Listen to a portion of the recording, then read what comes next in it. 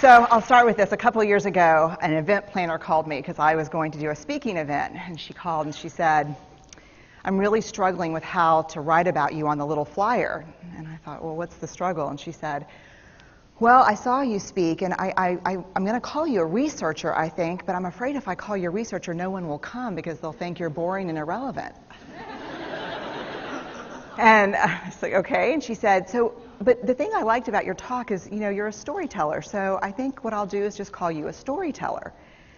And of course, the academic, insecure part of me was like, you're going to call me a what? And she said, I'm going to call you a storyteller. And I was like, oh, why not Magic Pixie? I was like, let me think about this for a second. And so I tried to call deep on my courage. And I thought, I am a storyteller. I'm a qualitative researcher. I collect stories. That's what I do. And maybe stories are just data with a soul, and maybe I'm just a storyteller. So I said, you know what? Why don't you just say I'm a researcher storyteller? And she went, there's no such thing. So I'm a researcher or storyteller. And I'm going to talk to you today. We're talking about expanding perception. And so I want to talk to you and tell some stories about a piece of my research that fundamentally expanded my perception and really actually changed the way that I live and love and work and parent. And this is where my story starts. When I was a young researcher, doctoral student, my first year I had a research professor who said to us, here's the thing. If you cannot measure it, it does not exist.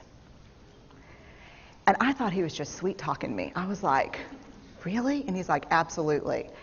So you have to understand that I have a bachelor's in social work, a master's in social work, and I was getting my PhD in social work. So my entire academic career was surrounded by people who kind of believed in the life's messy, love it, and I'm more the life's messy, clean it up, organize it, and put it into a bento box.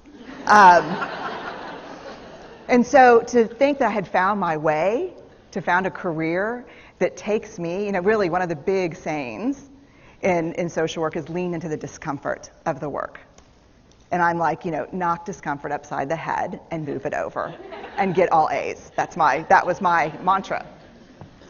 So I was very excited about this. And so I thought, you know what? This is the career for me because I am interested in some messy topics, but I want to be able to make them not messy.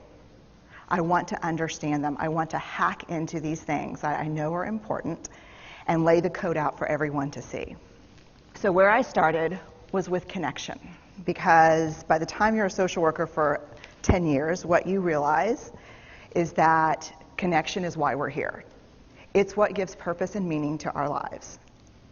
This is what it's all about. It doesn't matter whether you talk to people who work in social justice and mental health and abuse and neglect. What we know is that connection, the ability to feel connected, is neurobiologically, that's how we're wired. It's why we're here.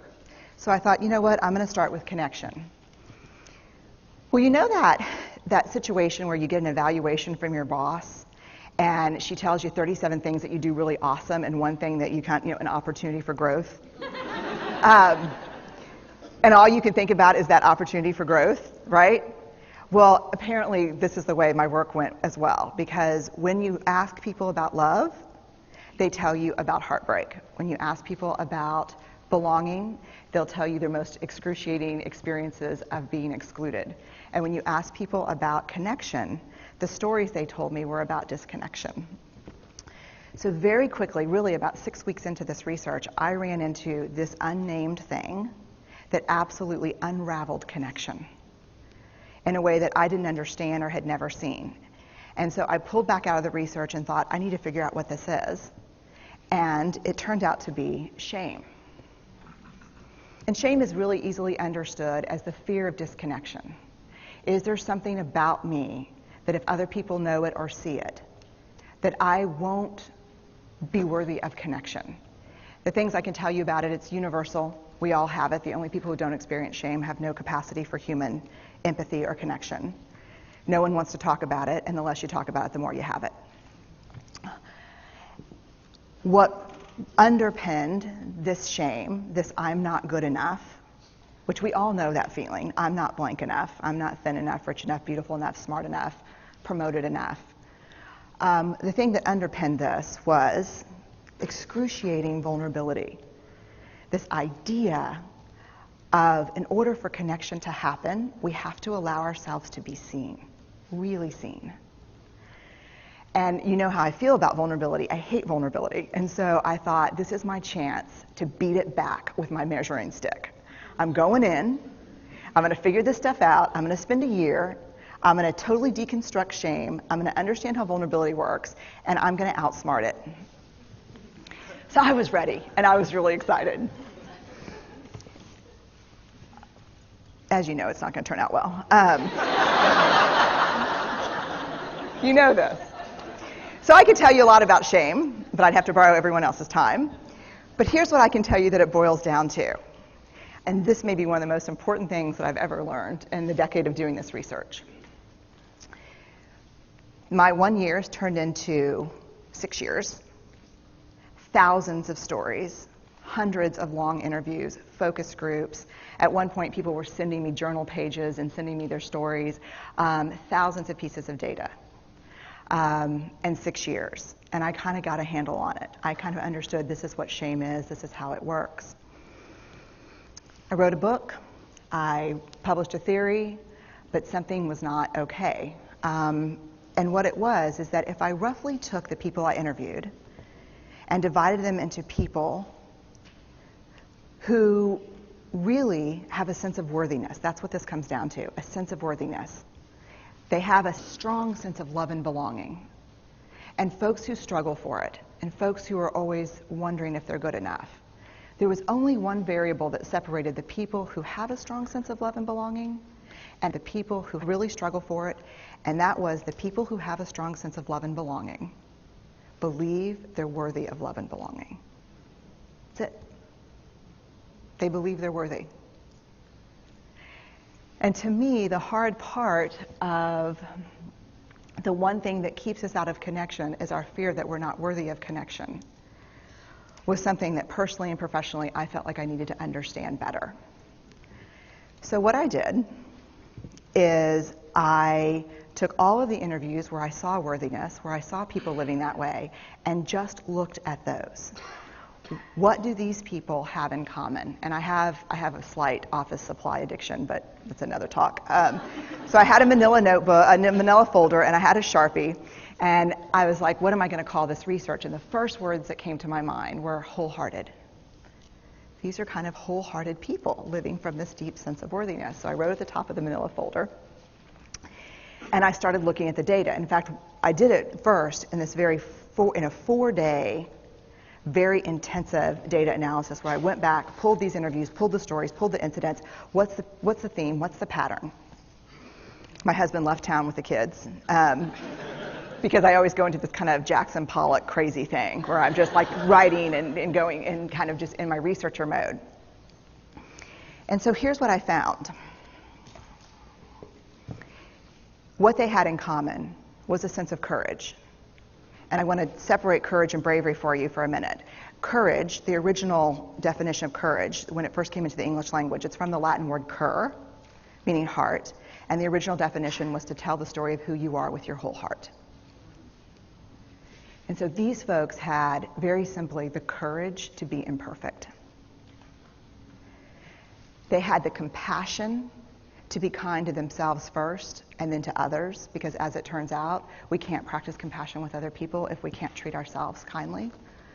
And the last was they had connection, and this was the hard part, as a result of authenticity. They were willing to let go of who they thought they should be in order to be who they were, which is, you have to absolutely do that for connection. The other thing that they had in common was this.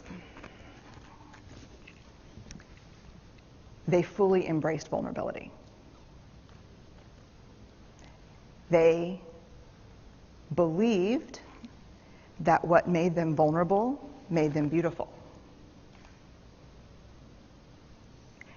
They didn't talk about vulnerability being comfortable nor did they really talk about it being excruciating, as I had heard earlier in the shame interviewing. They just talked about it being necessary. They talked about the willingness to say I love you first. The willingness to do something where there are no guarantees. The willingness to breathe through waiting for the doctor to call after your mammogram. The willing to invest in a relationship that may or may not work out. They thought this was fundamental. I personally thought it was betrayal. I could not believe I had pledged allegiance to research, where our job, the definition of research is to control and predict, to study phenomenon for the explicit reason to control and predict. And now my mission to control and predict had turned up the answer that the way to live is with vulnerability and to stop controlling and predicting.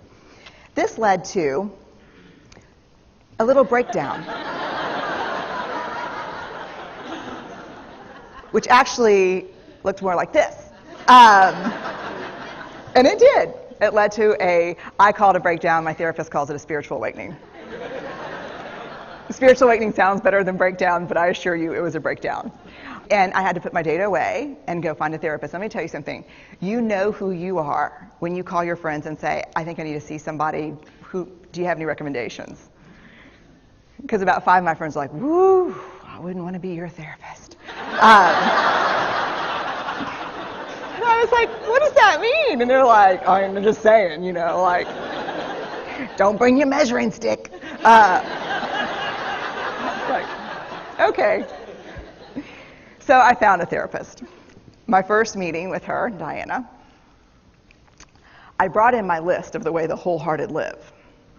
And I sat down, and she said, how are you? And I said, I'm great, I'm okay. And she said, what's going on? And I said, and this is a therapist who sees therapists, because we have to go to those because their BS meters are good. And so I said, here's the thing, I'm struggling. And she said, what's the struggle? And I said, well, I have a vulnerability issue, and I know that vulnerability is kind of the core of shame and fear and our struggle for worthiness, but it appears that it's also the birthplace of joy, of creativity, of belonging, of love, and I think I have a problem, and I need some help. And I said, but here's the thing, no family stuff, no childhood shit, I just need some strategies.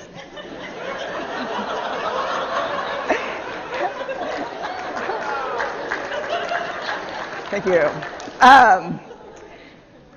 So she goes like this. And then I said, it's bad, right? And she said, it's neither good nor bad. It just is what it is. And I said, oh my God, this is going to suck. And it did, and it didn't. And it took about a year. And you know how there are people that, when they realize that vulnerability and tenderness are important, that they kind of surrender and walk into it? A, that's not me. And B, I don't even hang out with people like that. For me, it was a year-long street fight. It was a slugfest. Vulnerability pushed, I pushed back. I lost the fight, but probably won my life back. And so then I went back into the research and spent the next couple of years really trying to understand what the wholehearted, what the choices they were making, and what are we doing with vulnerability? Why do we struggle with it so much? Am I alone in struggling with vulnerability? No. So this is what I learned. We numb vulnerability. When we're waiting for the call, it was funny, I sent something out on Twitter and on Facebook that says, how would you define vulnerability? What makes you feel vulnerable? And within an hour and a half, I had 150 responses. Because I wanted to know, what's out there. Having to ask my husband for help because I'm sick and we're newly married. Initiating sex with my husband. Initiating sex with my wife. being turned down, asking someone out, waiting for the doctor to call back, getting laid off, laying off people. This is the world we live in. We live in a vulnerable world. And one of the ways we deal with it is we numb vulnerability. And I think there's evidence, and it's not the only reason this evidence exists, but I think that it's a huge cause. We are the most in debt, obese, addicted, and medicated adult cohort in U.S. history. The problem is, and I learned this from the research, that you cannot selectively numb emotion. You can't say, here's the bad stuff. Here's vulnerability, here's grief, here's shame, here's fear, here's disappointment. I don't want to feel these. I'm going to have a couple of beers and a banana nut muffin. I don't want to feel these. And I know that's knowing laughter. I hack into your lives for a living. I know that's, God. You can't numb those hard feelings without numbing the other affects or emotions. You cannot selectively numb. So when we numb those, we numb joy. We numb gratitude. We numb happiness. And then we are miserable and we are looking for purpose and meaning. And then we feel vulnerable. So then we have a couple of beers and a banana nut muffin. And it becomes this dangerous cycle. One of the things that I think that we need to think about is why and how we numb. And it doesn't just have to be addiction. The other thing we do is we make everything that's uncertain certain. Religion has gone from a belief in faith and mystery to certainty. I'm right, you're wrong, shut up. That's it. Just certain. The more afraid we are, the more vulnerable we are, the more afraid we are. This is what politics looks like today. There's no discourse anymore. There's no conversation. There's just blame. You know how blame is described in the research? A way to discharge pain and discomfort. We perfect. If there's anyone who wants their life to look like this, it would be me. But it doesn't work, because what we do is we take fat from our butts and put it in our cheeks. Which just, I hope in 100 years people will look back and go, wow. You know. And we perfect, most dangerously, our children. Let me tell you what we think about children. They're hardwired for struggle when they get here. When you hold those perfect little babies in your hand, our job is not to say, look at her, she's perfect. My job is just to keep her perfect, make sure she makes the tennis team by 5th grade and Yale by 7th grade. That's not our job. Our job is to look and say, you know what? You're imperfect and you're wired for struggle, but you are worthy of love and belonging. That's our job. Show me a generation of kids raised like that, and we'll end the problems I think that we see today. We pretend that what we do doesn't have an effect on people.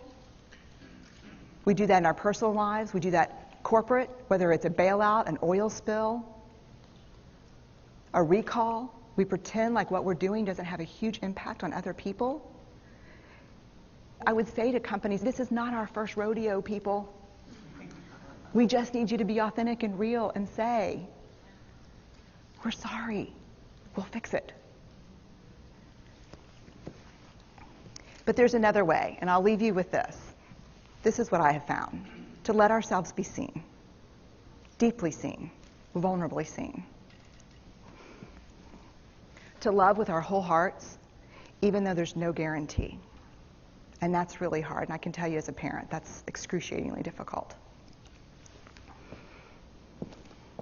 To practice gratitude and joy in those moments of kind of terror when we're wondering, can I love you this much? Can I believe in this passionately? Can I be this fierce about this? Just to be able to stop and instead of catastrophizing what might happen, to say, I'm just so grateful. Because to feel this vulnerable means I'm alive. And the last, which I think is probably the most important, is to believe that we're enough. Because when we work from a place, I believe, that says, I'm enough, then we stop screaming and start listening. We're kinder and gentler to the people around us, and we're kinder and gentler to ourselves. That's all I have.